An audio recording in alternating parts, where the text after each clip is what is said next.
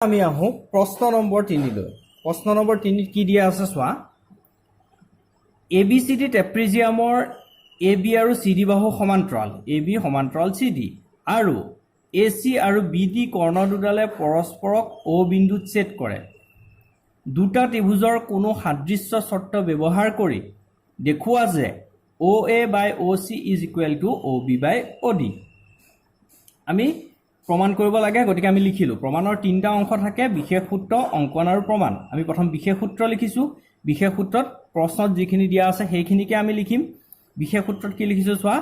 ABCD ট্ৰেপিজিয়ামৰ AB সমান্তৰাল CD আৰু AC আৰু BD কৰ্ণ দুডালে পৰস্পৰক O বিন্দুত ছেদ কৰে। প্ৰমাণ কৰিব লাগে যে OA by OC equal to OB by OD। এতিয়া আমাক চিত্ৰটো দিয়া নাই, গতিকে আমি চিত্ৰটো অংকন কৰিব লাগিব।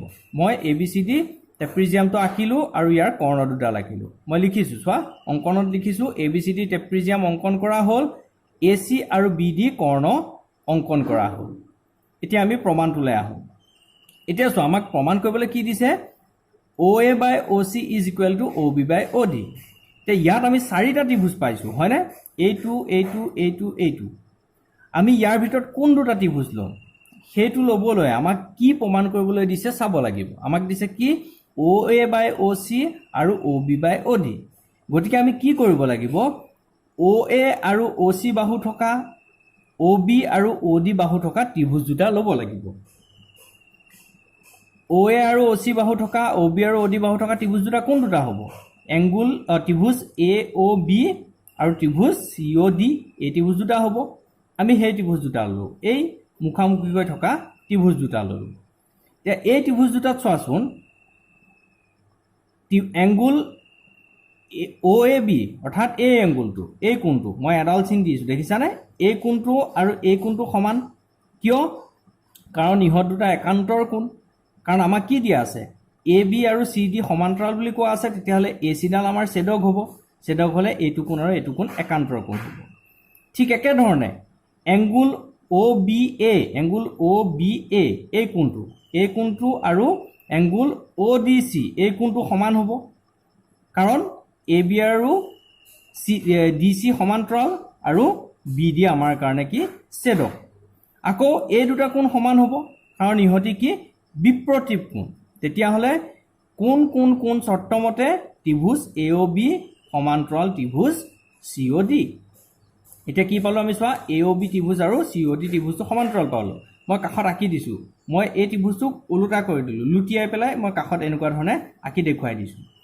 ইহঁত দুটাৰ অনুৰূপ বাহুবোৰ কি হ'ব তেতিয়াহ'লে? যিহেতু ত্ৰিভুজ দুটা সদৃশ হ'ল, তেতিয়াহ'লে তাহাঁতৰ অনুৰূপ বাহুবোৰৰ অনুপাতবোৰ সমান হ'ব। গতিকে আমি কি পাম, OA by OC is equal to OB by OD। প্ৰমাণ কৰা হ'ল। এতিয়া আমি আহোঁ প্ৰশ্ন নম্বৰ 4 লৈ। প্ৰশ্ন নম্বৰ 4ত কি দিছে চোৱা।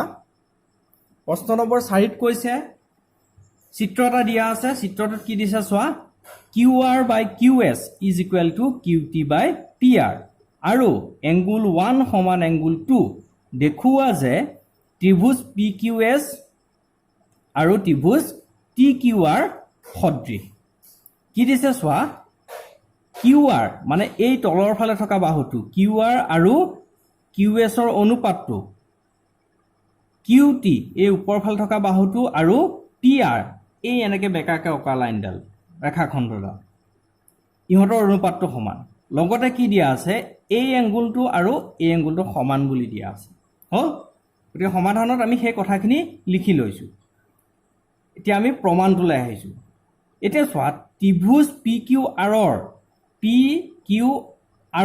এই ত্ৰিভুজটোৰ এই অংশটোৰ PQRৰ কি হৈছে, angle 1 is equal to angle 2 হৈছে। আমি জানো যে ত্ৰিভুজৰ সমান কোণৰ বিপৰীত বাহুবিলাক সমান হয়। এতিয়া চোৱা, যদি হয় এংগুল 1ৰ বিপৰীতে থকা বাহুটো কোনটো? PR বাহুটো। আৰু এংগুল 2ৰ বিপৰীতে থকা বাহুটো কোনটো? PQ বাহুটো। যিহেতু এংগুল 1 আৰু 2 সমান, গতিকে PR আৰু PQ বাহু দুটাও সমান হ'ব। এইটোক আমি 1 নম্বৰ দি ৰাখি থলোঁ। এতিয়া আমাক যি দুটা ত্ৰিভুজ সদৃশ দেখুৱাবলৈ কৈছিলে সেই ত্ৰিভুজ দুটা লৈ আহা। তাত কি দিছে চোৱা, কোনকেইটা আছিলে, ত্ৰিভুজ PQS এই একেবাৰে সৰু ত্ৰিভুজটো আৰু ত্ৰিভুজ টি কিউ আৰ এই ডাঙৰ ত্ৰিভুজটো এই ত্ৰিভুজ দুটা সদৃশ দেখুৱাব লাগে আমি সেই ত্ৰিভুজ দুটা লৈ আহিলোঁ আহি কি আমাক তাত কি দিয়া আছে চোৱা Q R by Q S equal to Q T by P R আমাক দিয়া আছে এতিয়া Q R by Q S equal to Q T by P আৰৰ জেগাত মই পি কিউ লিখিলোঁ ক'ৰ পৰা পালোঁ চোৱা মই এই পি আৰৰ জেগাত পি কিউ ক'ৰ পৰা পালোঁ 1 নম্বৰৰ পৰা পালোঁ হ'ব আৰু পি কিউ এছ ত্ৰিভুজ আৰু টি কিউ আৰ ত্ৰিভুজৰ এই কোণটো সাধাৰণ কোণ এংগুল 1 টো দুইটাৰ কাৰণে সাধাৰণ কোণ গতিকে আমি কি লিখিছোঁ এংগুল 1 ইকুৱেল টু এংগুল 1 তেতিয়াহ'লে চোৱাচোন আমাৰ এই দুটা ত্ৰিভুজৰ দুটা কোণ সমান হৈছে আৰু সিহঁতক সেই কোণটো গঠন কৰা বাহুবোৰৰ অনুপাতবোৰ সমানুপাতিক হৈছে গতিকে আমি কি লিখিব পাৰিম বাহু কোণ বাহু সদৃশ চৰ্ত মতে ত্ৰিভুজ পি কিউ এছ সদৃশ ত্ৰিভুজ টি কিউ আৰ প্ৰমাণ কৰা হৈ গ'ল প্ৰশ্ন নম্বৰ 5 লৈ আহা ইয়াত কি দিছে চোৱা ত্ৰিভুজ পি কিউ আৰৰ পি আৰ আৰু কিউ আৰ বাহুৰ ওপৰত এছ আৰু টি দুটা বিন্দু যাতে angle P is equal two angle R T S দেখুওৱা যে ত্ৰিভুজ আৰ পি কিউ সদৃশ ত্ৰিভুজ আৰ টি এছ আমাৰ কি হৈছে এটা ত্ৰিভুজৰ দুটা বাহুৰ ওপৰত দুটা বিন্দু দিয়া আছে আৰু দুটা কোণ সমান বুলি কোৱা আছে আমি সমাধানটোলৈ গৈছোঁ প্ৰমাণ কৰিম তাৰ আগত আমি বিশেষ সূত্ৰ লিখি লৈছোঁ যিখিনি প্ৰশ্নত দিয়া আছে সেইখিনিয়ে লিখি ল'লোঁ তাৰপিছত আমি কি কৰিব লাগিব আমাক চিত্ৰটো দিয়া নাই গতিকে আমি চিত্ৰটো অংকন কৰিব লাগিব অংকন কৰি ল'লোঁ মই ত্ৰিভুজটো আঁকিলোঁ এছ আৰু টি বিন্দু দুটা ল'লোঁ এছ টি ৰেখাখণ্ড সংযোগ কৰিলোঁ এই কথাখিনি মই ইয়াত লিখিছোঁ এতিয়া আমি প্ৰমাণটোলৈ আহোঁ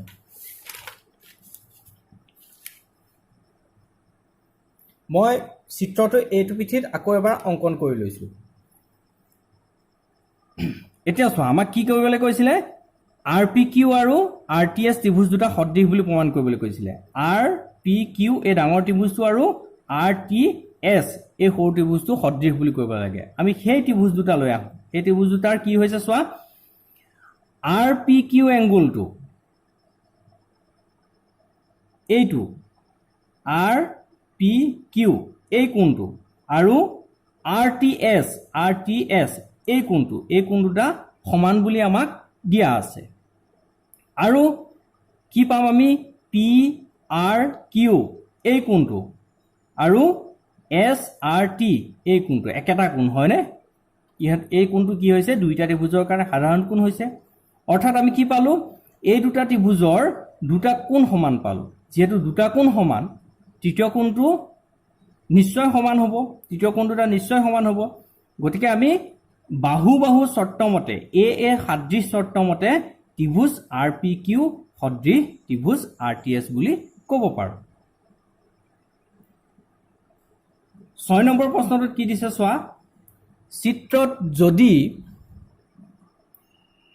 ত্ৰিভুজ A B E সৰ্বসম ত্ৰিভুজ A C D দেখুওৱা যে ত্ৰিভুজ এ ডি ই সদৃশ ত্ৰিভুজ এ বি চি আমাক চিত্ৰ এটা দি থোৱাই আছে প্ৰশ্নটোতে চিত্ৰটো দিয়ে থৈছে কি কৈছে চোৱা ইয়াত এ বি ই এই ত্ৰিভুজটো আৰু এ চি ডি এই ত্ৰিভুজ দুটা সৰ্বসম বুলি কৈছে তেতিয়াহ'লে আমি কি প্ৰমাণ কৰিব লাগে এ ডি ই এই থিয় হৈ থকা ত্ৰিভুজটো আৰু এ বি চি এই ডাঙৰ ত্ৰিভুজটো এই দুটা সদৃশ বুলি আমি প্ৰমাণ কৰিব লাগে আমি লিখিছোঁ সমাধানটো লিখিছোঁ চোৱা কি দিয়া আছে ত্ৰিভুজ A B E সৰ্বসম ত্ৰিভুজ A C D যিহেতু ইহঁত দুটা সৰ্বসম গতিকে ইহঁতৰ কি হ'ব বাহুবোৰ সমান হ'ব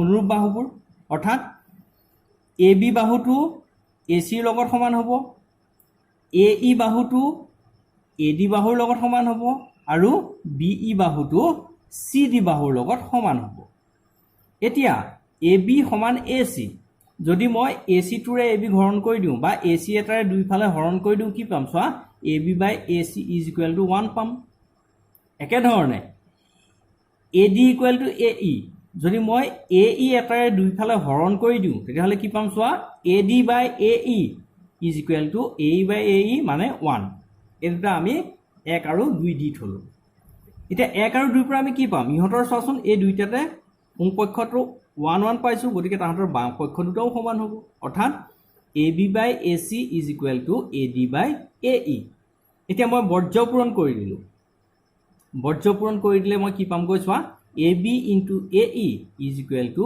AD into AC তাৰপিছত মই কি কৰিলোঁ চোৱা মই AD টোক এফালে লৈ আহিলোঁ এফালে পূৰণ হৈ আছিলে গতিকে এফালে আহিলে বাওঁ পক্ষলৈ আহিলে হৰণ হ'ব আৰু এই AE টো এফালে পূৰণ হৈ আছে সোঁ পক্ষলৈ লৈ গ'লোঁ অহৰণ হৈ পৰিলে হ'ল এটাকে ত্ৰিভুজ ADE আৰু ABC ৰ কি পালোঁ AB by AD is equal to AC by AE হ'ল কি পাইছোঁ চোৱা AB by AD is equal to AC by AE পাইছোঁ